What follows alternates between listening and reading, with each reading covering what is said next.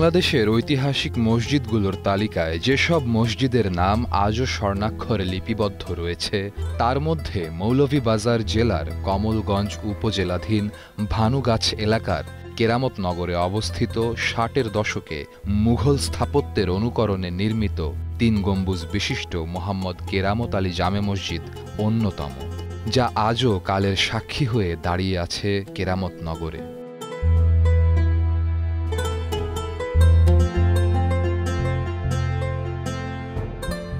এটা তো আমাদের জন্মের আগের, তো আমরা যেটা সুনামুখে শুনছি, যেটা উনি এই জায়গাটা মসজিদের জায়গাটা যেটা হিন্দু জায়গা ছিল, আর উনি ফাঁসা জায়গা খরিদ করিয়া ওদের সুবিধার্থে ও দুর্গাবাড়ি ওরা বানাইছে এখন বর্তমানে হিন্দু সমাজেরা। ওর দুর্গাবাড়ির জায়গা দিয়ার ওই জায়গাটা বিনিময় নিয়ে বাজারের মধ্যে একটা মসজিদ ছিল না। তৎকালীন সময়ে মানুষ নামাজের জন্য কেউ গাছের তলায়, কেউ গাড়ির আঙ্গিনায় নামাজ পড়তো। আমরা যেটা শোনা কথা, তখন উনি মনস্থ নিলেন যে একটা মসজিদ তৈরি করে নেবেন।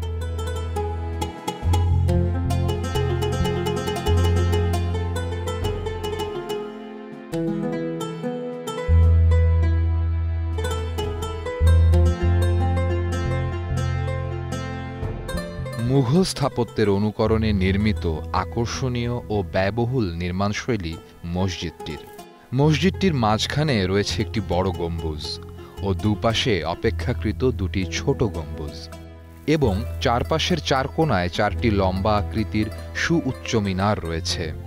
বিরাট আকার এই গম্বুজগুলো একদিকে যেমন সবাইকে আশ্চর্যান্বিত করে, তেমনি খুব সহজেই একজন দর্শনার্থীকেও আকর্ষণ করে।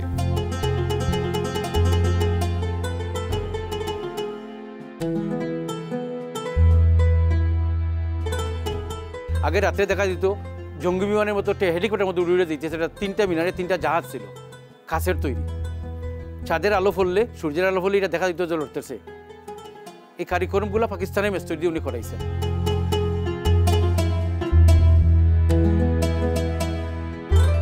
সব নিজের উদ্যোগেই, নিজের টাকা দিয়ে উনি মসজিদ স্থাপিত করছেন।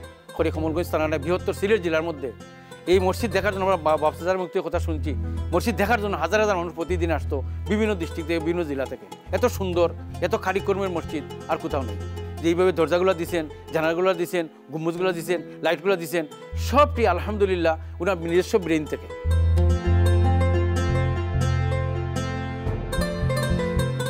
মূল্যবান ইরানি পাথর দ্বারা নির্মিত মসজিদের গম্বুজের কারুকাজ কালের পরিক্রমায় হারিয়ে গেলেও অত্যাধুনিক মোজাইক ও মার্বেল পাথর দ্বারা নির্মিত মসজিদের ভেতর ও বাইরের বেশিরভাগ কারুকাজ নকশা আজও বিদ্যমান।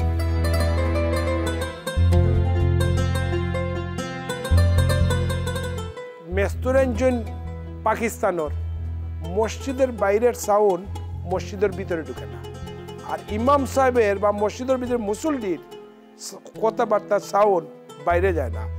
অতএব আমেরিকান এক ইঞ্জিনিয়ার যে ফর্মুলা দিছেন আল্লাহ কেরামত আলী সাহেবে, ওই ফর্মুলা মতো কাজ করাইছেন। এই গরর লাগিয়া এসির অভাব নাই, কিন্তু আমরা এসি লাগাই না, এসি লাগে না, এত সুন্দর। আর কারুকাজ যেগুলা দেখছেন দীর্ঘদিন কাজ হয়েছে।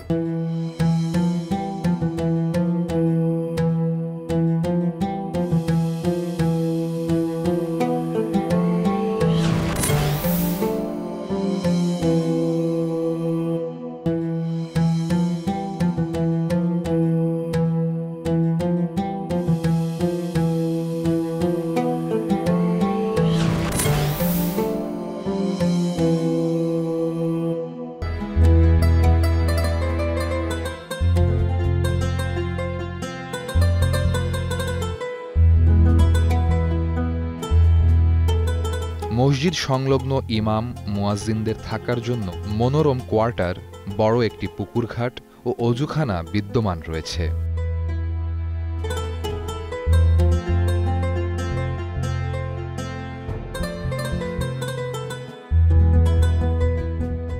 মসজিদের চারপাশ সবুজ গাছগাছালি এবং বিভিন্ন রকমের ফলফলাদির গাছপালায় ভরপুর।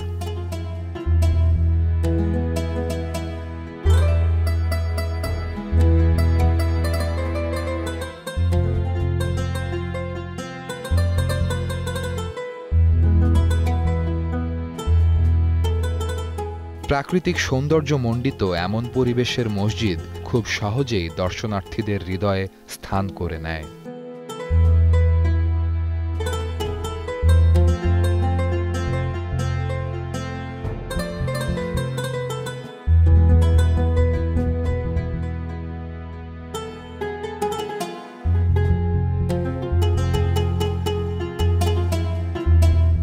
স্থানীয়রা জানান 1967 সালের 12 ডিসেম্বর এই মসজিদটি নির্মাণ করেন প্রখ্যাত রাজনীতিবিদ ও দানশীল ব্যক্তিত্ব আলহাজ মোহাম্মদ কেরামত আলী।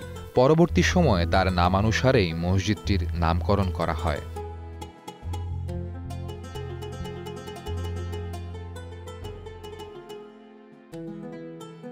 খাজ যা আছিল সব কেরামত আলী সাহেবে করাইছেন, আর বাকি সব খাজ জনাব মুহিবুর রহমান সাহেব প্রাক্তন এমএলএ, আজীবন চেয়ারম্যান, আজীবন উপজেলা চেয়ারম্যান, ইউনিয়ন চেয়ারম্যান, বিশিষ্ট সমাজসেবী, তাই নই বাকি কাজ সব কাজ করাইছেন। তাই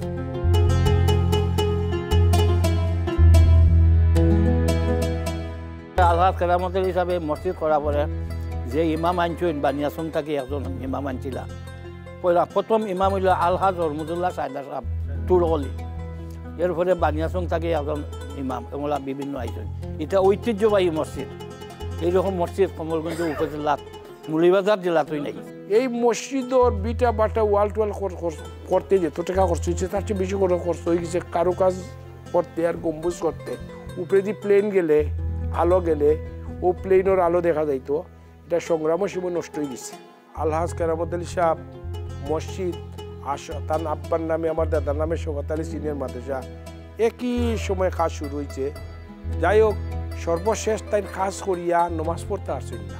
তার ছেলে আসলা এমএলএ মুহিবুর রহমান, যারে আমরা এলাকার মুহিবুর রহমান চাষি বলিয়া জানেন, সম্পূর্ণ কাম পরবর্তী যে সম্পূর্ণ কাম তাই করাইছেন।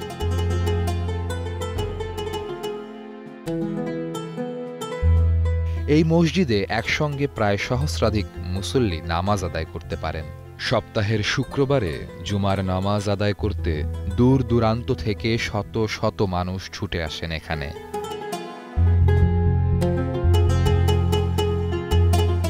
এখানে মানুষ নামাজ পড়ার জন্য শুক্রবারে আপনারা যদি আসতেন, তাহলে বিভিন্ন থানার, বিভিন্ন এলাকার, বিভিন্ন গ্রামের লোকজন পাইতেন এই মসজিদে। কেন আসে এটা আল্লাহ পাক বলে ভালো জানেন।